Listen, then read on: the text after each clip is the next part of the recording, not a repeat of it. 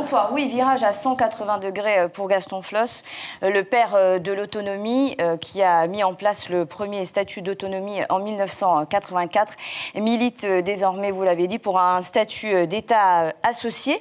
Exit donc l'idée de pays associé qui nécessitait une modification de la Constitution. C'est bien vers l'État associé avec la France que veut aller Gaston Flosse, un statut intermédiaire avant l'indépendance. Est-il possible, Natacha, d'être directement État associé avec la France sans passer par l'indépendance?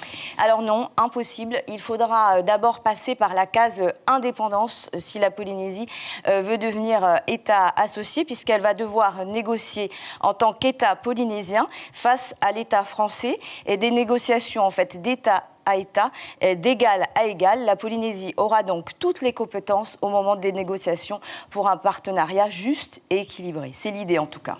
C'est ce qui va se passer justement en Nouvelle-Calédonie avant la fin de l'année si la population dit oui à l'indépendance. Alors en ce moment, des discussions sont en cours au ministère des Outre-mer, puisque si le référendum le 12 décembre prochain dit que la Nouvelle-Calédonie est indépendante, la Nouvelle-Calédonie cessera d'appartenir à la République française.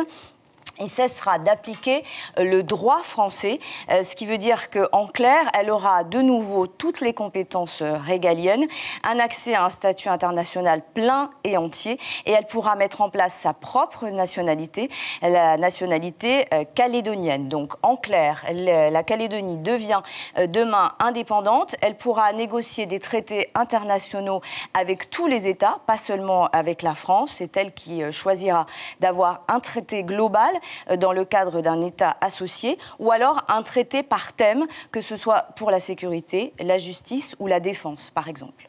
L'exemple type, Natacha, c'est celui des îles Cook, 22 000 habitants. Les îles Cook disposent justement de ce statut associé à la Nouvelle-Zélande. Alors oui, depuis 1965, les îles Cook sont devenues indépendantes et ont décidé donc de s'associer avec la Nouvelle-Zélande. Alors ce qui change surtout, c'est l'apport financier, puisque la Nouvelle-Zélande aide à hauteur de 480 millions par an les îles Cook, ce qui rapporté à la Polynésie en fonction du nombre d'habitants, donnerait à 5 milliards par an pour le pays. Et on voit bien que c'est surtout cela qu'il va falloir négocier. En plus de repenser son modèle économique, la Polynésie devra aussi se passer de la plupart des aides européennes, renégocier ses échanges commerciaux avec sa propre monnaie. Et tout ça, sans les 180 milliards de la France.